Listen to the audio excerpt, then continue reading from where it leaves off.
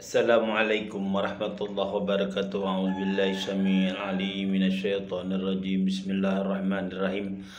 Allahumma shalli ala sayyidina Muhammadin al-Fatih lima ulikal khatim lima sabaq wa nasiraki bil haqqi wal ila siratikal mustaqim wa ala alihi haqqa qadrihi wa miqdaril azim. Bismillahirrahmanirrahim. Tidak diketahui adanya ibadah perintah dan larangan lainnya pada awal-awal Islam. Selain itu, wahyu yang turun kepada mereka hanya menjelaskan tentang tauhid dari berbagai sudut pandang, memotivasi mereka untuk membersihkan hati, mendorong mereka untuk menghiasi diri dengan akhlak-akhlak yang baik, menggambarkan surga dan neraka, serta memberikan nasihat kepada mereka dengan nasihat-nasihat yang bisa melapangkan dada dan mengisi roh. Nabi Muhammad sallallahu alaihi wasallam berupaya menyucikan hati mereka, mengajarkan Al-Quran dan hikmah, serta mendorong mereka supaya menempati tingkatan orang-orang yang hatinya jernih, akhlaknya bersih, pandai menjaga diri, jujur dalam bermuamalah, dan secara garis besar mengeluarkan mereka dari kegelapan menuju cahaya. Beliau menunjuki mereka kepada jalan yang lurus, mendidik mereka untuk berpegang teguh kepada Allah Subhanahu wa taala, berpegang teguh kepada tali agama Allah Subhanahu wa ta'ala, teguh dalam menjalankan perintah Allah Subhanahu wa ta'ala, dan istiqamah di atasnya. Dakwah seperti ini berjalan selama 3 tahun. Dakwah ini hanya menyasar personal terbatas. Nabi Muhammad sallallahu alaihi wasallam belum berdakwah terang-terangan di tempat-tempat perkumpulan. Hanya saja dakwah seperti itu sudah diketahui oleh orang-orang Quraisy, bahkan sebagian dari mereka mengingkari dan memusuhi sebagian kaum mukminin. Akan tetapi secara komunal atau umum, mereka belum begitu memedulikan seruan Nabi Muhammad sallallahu alaihi wasallam, karena beliau belum menyinggung agama mereka dan belum berbicara tentang kesembahan mereka. Dakwah secara terang-terangan, berdakwah kepada kerabat dekat. Setelah Rasulullah sallallahu alaihi wasallam berdakwah secara personal selama 3 tahun, lalu beliau mendapati banyak kalangan yang memperhatikannya. Banyak orang-orang soleh dari kalangan Quraisy yang menerima dakwahnya. Banyak jalan dibentangkan untuk dakwah, dan situasi sudah siap untuk menerima dakwah secara terang-terangan.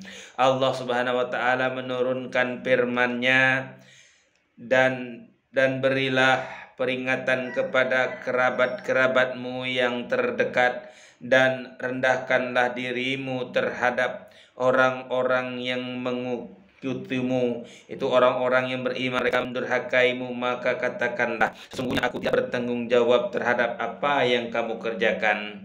Surat As-Surah 214 sampai dengan 216. Nabi Muhammad sallallahu alaihi wasallam segera mengumpulkan kerabat dekat beliau, yakni Bani Hashim dan sejumlah orang dari kalangan Bani Al-Muttalib.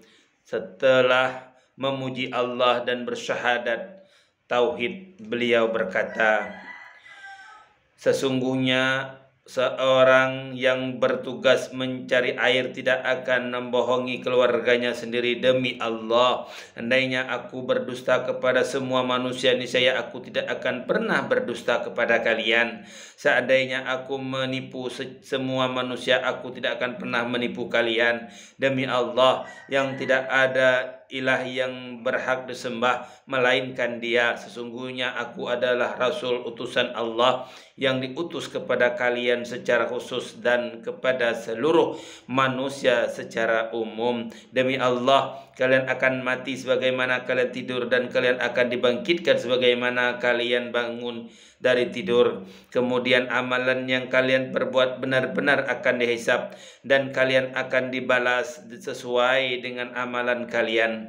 Jika amalan itu baik, maka akan dibalas dengan kebaikan, dan juga amalan itu buruk, maka akan dibalas dengan keburukan. Dan sesungguhnya kehidupan akhir itu hanya ada dua, surga selama-lamanya atau neraka selama-lamanya. Setelah itu orang-orang berbisik-bisik kecuali paman beliau Abu Lahab yang berkata lantang, "Hentikan dia sebelum orang-orang Arab menyerangnya.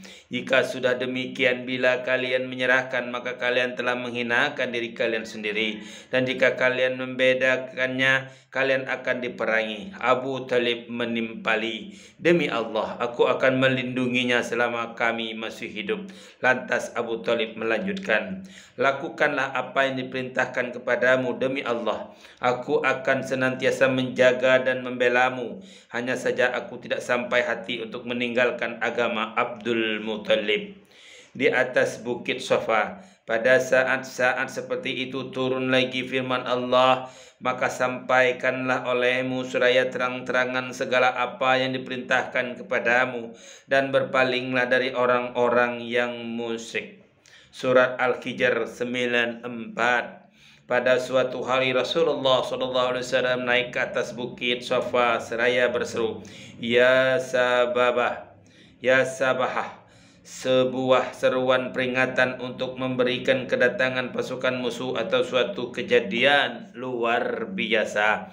Kemudian Nabi Muhammad SAW menyeru semua warga Quraisy dengan menyebut kabilahnya mereka satu persatu, "Wahai Bani Fi, wahai Bani Adi, wahai Bani Fulan, wahai Bani Fulan, wahai Bani Abdul Manab, wahai Bani Abdul Muthalib."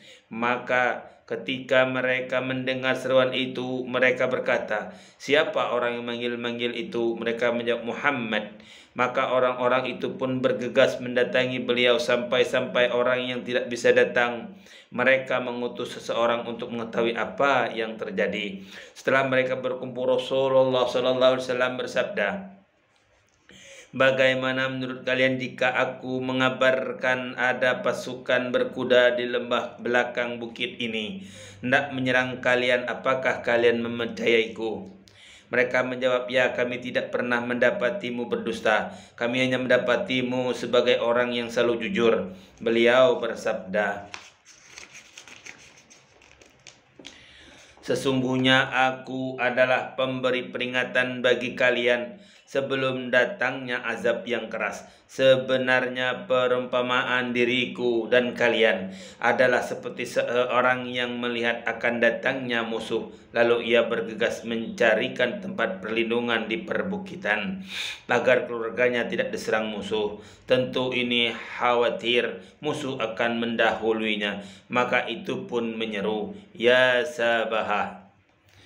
Demikianlah, billahi taufiq wal hidayah. Assalamualaikum warahmatullahi wabarakatuh.